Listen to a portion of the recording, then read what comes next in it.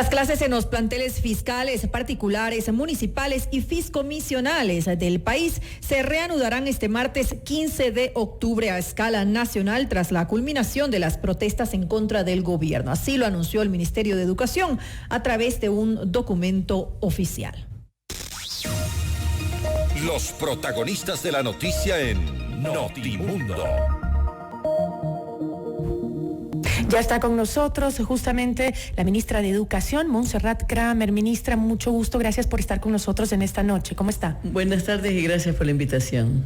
Hemos pasado una semana convulsionada, los estudiantes se han quedado en casa durante todos estos días. Algunos colegios mandaron incluso a tratar de actualizar a los chicos en casa. Ha sido bastante duro, se retoman entonces las clases el día de mañana. Sí, así es.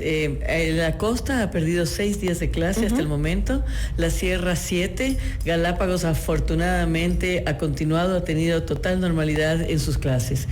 Cabe mencionar que el Ministerio de Educación, en efecto, la semana pasada, mientras duró la suspensión, mandó lineamientos pedagógicos a todos los colegios para que los chicos continúen su proceso de aprendizaje, sí, también. Y mañana esperamos retornar por completo a la normalidad, tener garantías de movilidad, de seguridad para nuestros estudiantes. Pero, ministra, ¿cómo se van a recuperar justamente las clases que han perdido los estudiantes a nivel nacional? Se habla de alargar los quimestres, pero ¿cuántos días más sería necesario alargarlos, viendo esto como una de las posibilidades? Sí, no, entre hoy y mañana enviaremos ya los lineamientos y en efecto sí se alargarán los quimestres, pero también agregamos otros componentes con el fin de que, por ejemplo, trabajo autónomo en casa, en las horas de trabajo que los chicos ya han trabajado durante este tiempo que han perdido clase, pero que han tenido proyectos y trabajos en las casas. También las unidades educativas tendrán una autonomía para saber evaluar todas estas horas de trabajo.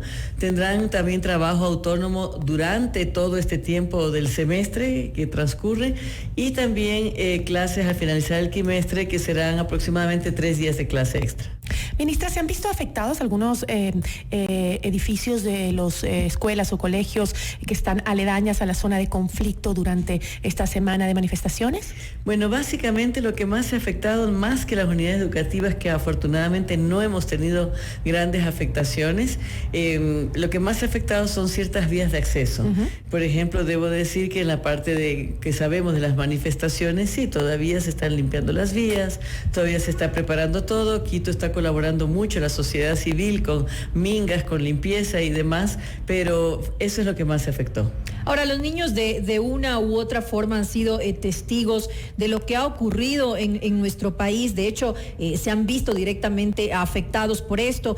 ¿Es necesario que se trate este tema con ellos, tal vez en las escuelas y en los colegios? Sí, absolutamente, en las escuelas, en los colegios, en las familias, en los medios, en todas partes tenemos que abordar, porque nuestros niños, nuestros jóvenes y nosotros adultos vivimos una época de terror, debemos decirlo. Quito realmente y varias de las provincias de la Sierra Ecuatoriana vivimos momentos realmente muy desagradables, marcados por la violencia, por el vandalismo y no precisamente por los acuerdos que finalmente ayer se sentaron en la mesa de mediación. Y en ese sentido urge que nuestros niños y jóvenes que nunca han vivido, como no lo hemos vivido ninguno de los ecuatorianos hasta ahora, pero sobre todo nuestros niños y jóvenes no han visto ni siquiera revueltas, que entiendan que esta no es la forma de lograr un objetivo, que entiendan que los acuerdos, la mediación, eso sí es un ejemplo a seguir, pero jamás el vandalismo y la violencia. Un poco difícil, ¿no? Sobre todo cuando vimos tanto odio en las redes sociales y los chicos lo primero que tienen a la mano es eso, las redes sociales, ¿no? Y los insultos, el odio, el separatismo que se veía de la sociedad en las redes sociales es lo que los chicos están leyendo. Es importantísimo que traiga a colación este tema, porque nosotros vimos la violencia física en las calles, pero en efecto la violencia también fluyó arduamente por las redes, y es momento también de justamente analizar con ellos qué fuentes están accediendo, dónde navegan, qué información es válida, quién me lo dice, por qué me lo dice, porque es verdad que las redes en este momento se mueven de manera absolutamente descontrolada. ¿Hasta qué punto considera usted que esto pudo haberlos afectado? Yo creo que nos ha dejado a todos con heridas abiertas, con muchas cosas que reflexionar, con ciertos temores que superar y por supuesto con la esperanza de que sí somos capaces de reconstruir los tejidos sociales, de volver a la normalidad, de que estamos encontrando propuestas y soluciones entre todos.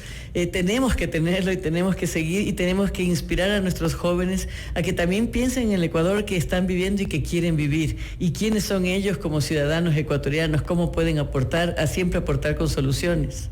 Yo creo que también debería ser de parte de los maestros tener un lineamiento de cómo voy a tratar este tema en el aula, ¿no? Porque a veces yo creo que los chicos, además de la influencia de la violencia que han tenido en estos días, también puede ser fácil manipular a estos muchachos de lo que realmente pasó o de lo que debería pasar, ¿no? Y yo creo que también hay un papel importante de los maestros que deberían estar muy al día en qué decirles, cómo decirles, y lo que usted acaba de mencionar, ¿no? La importancia de sentarse a dialogar y no simplemente el hecho de violencia como tal, ¿no?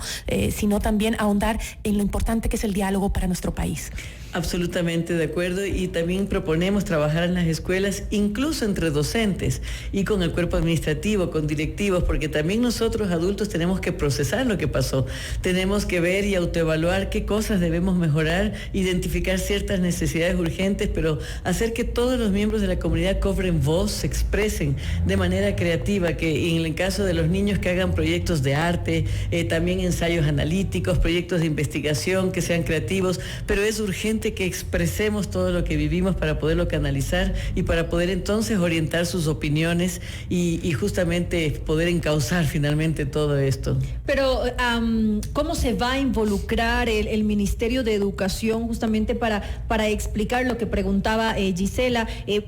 Puede ser obviamente manejado de distintas maneras, dependiendo de cómo se quiera enfocar el problema. Entonces, ¿de qué forma se va a involucrar en esto el Ministerio de Educación para que esto se enfoque de forma correcto en las instituciones educativas del país? Sí, hemos mandado lineamientos clarísimos de qué tipo de trabajos extras pueden hacer y con qué enfoque y con qué metodología y con qué estrategias. De todas maneras, estamos conscientes que obviamente entre los miles de maestros que tenemos pueden haber algunos con la tentación de alimentar cierto adoctrinamiento o actitudes más bien violentas, que ese es el temor que tenemos. Pero en efecto estamos trabajando muy de la mano con nuestros coordinadores zonales, directores distritales, con los DECES, que son la Consejería Estudiantil, con programas de prevención y de apoyo psicopedagógico, para tratar de estar seguros que se están restituyendo los climas institucionales que deseamos que haya en las escuelas. Ministra, volviendo al tema de lo que sucedió en días pasados, la protesta nacional, justamente ayer en la mesa de diálogo que se instaló, Jaime Vargas, dirigente de la CONAIE, decía que la educación intercultural bilingüe no había avanzado nada en los últimos años. ¿Qué opinión le merece eso? Bueno, tenemos que un poco también en toda esta autoevaluación, la educación intercultural bilingüe también tiene que autoevaluarse. Con esto quiero decir que la Secretaría de Educación Intercultural Bilingüe es autónoma y por lo tanto si han avanzado o no en su gestión es algo que ellos tienen que autoevaluar. Son adscritos al Ministerio de Educación, cuentan con absolutamente todo nuestro apoyo y precisamente les pedimos permanentemente que se articulen. Nosotros estamos apoyándoles en este momento, por ejemplo, trabajando con INEVAL para que las pruebas ser bachiller tengan pertinencia de los conocimientos del bachillerato intercultural bilingüe, para que los estudiantes de educación superior les ayuden con tutorías a pasar y aprobar las pruebas, porque esa es una forma de inclusión. Estamos trabajando fuertemente en el Plan Nacional de Educación Técnica para asegurar que ellos puedan acceder después de graduarse a diferentes niveles de formación y continúen con su mejoramiento profesional. Estamos trabajando con 1.500 partidas docentes asignadas para el sector intercultural bilingüe. También los sectores rurales, en ellos siempre se focaliza y se prioriza el tema de alimentación escolar, de textos, de uniformes. Nuestras plataformas también trabajan en la evaluación del sistema MOSEIB, estamos adaptando a todo el modelo pedagógico de ellos y eso no es ahorita. Este trabajo conjunto, articulado, lo estamos teniendo desde el inicio, al menos de mi gestión, y sé que es prioridad de interés y siempre ha sido del gobierno ecuatoriano. En ese sentido, cuando ellos dicen que no se ha avanzado mucho, es muy importante que se autoevalúen. ¿Por qué no logran avanzar más? ¿No será justamente esa independencia que tienen de las otras estructuras políticas educativas el hecho de que se hayan estancado? Y justamente en eso estamos con ellos, y en este momento, y digo desde al menos mi inicio de gestión, somos un solo equipo y sabemos que tenemos un fuerte desafío porque es obligación del Ministerio de Educación procurar la calidad de todos los ecuatorianos, y es una gran preocupación para nosotros la educación intercultural bilingüe, que sabemos que tiene grandes desafíos como el dominio de la lengua, como la preservación de todas las culturas y lenguas, y sabemos que en verdad ellos tenemos como sociedad y como país una deuda histórica en tratar de darles muchas más oportunidades de desarrollo profesional integral, pero en efecto tienen que abrirse a esa articulación. ¿Se está llegando a todas las comunidades para poder ofrecer la educación necesaria para los niños? Sí, tenemos cobertura total. En educación básica tenemos a nivel nacional una cobertura del 95%, y obviamente eso incluye a las dos jurisdicciones, intercultural bilingüe y la solamente intercultural.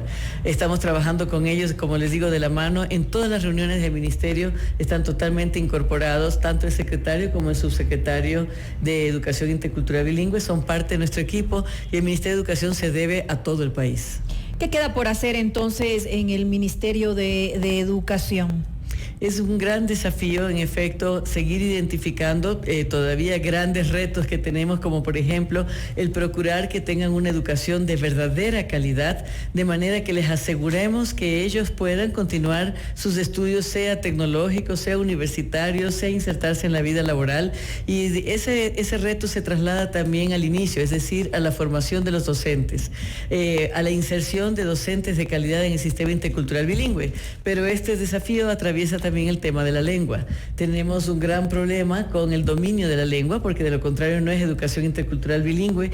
Personas que dominen las diferentes lenguas y que a su vez estén preparadas y que quieran además acceder a lugares a veces aislados y demás en la educación intercultural bilingüe. Pero esa decisión, está dentro de las mismas comunidades, la decisión de quién mandan qué maestros mandan a sus escuelas. Sí, pero eso sí se articula con el Ministerio de Educación, me refiero con todo el sistema de educación, y sí es un desafío que tenemos que enfrentar con mucha más presión, el tratar realmente de asignar estas partidas más ágilmente y procurar el desarrollo profesional de los docentes de educación intercultural bilingüe. Pero el tema es el manejo y el dominio de la lengua, es decir, es un componente extra al resto de docentes también, y combinar todo eso. Y no debe haber muchos capacitados para ello, ¿no? El problema es ese, cómo hacer para aquellos que dominan sus lenguas puedan ser docentes que ingresen al magisterio de acuerdo a lo que se exige en un docente, la formación docente, combinar las dos cosas,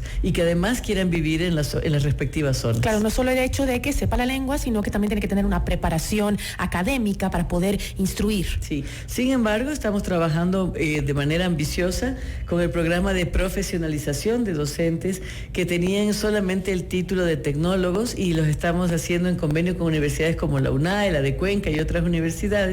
Estamos profesionalizando a más de 1.500 docentes para que precisamente conjuguen estos dos componentes, es decir, la formación profesional, pedagógica, pero también el dominio de la lengua. Bueno, y con esto finalizamos. Le queremos agradecer a la ministra de Educación, Montserrat Cranber, por habernos acompañado. Se queda ratificado pues que las clases inician a partir de mañana en los planteles fiscales, particulares, municipales y fiscomisionales del Ecuador. Así que a tomar esto en cuenta. Gracias. Muchísimas gracias, ministra.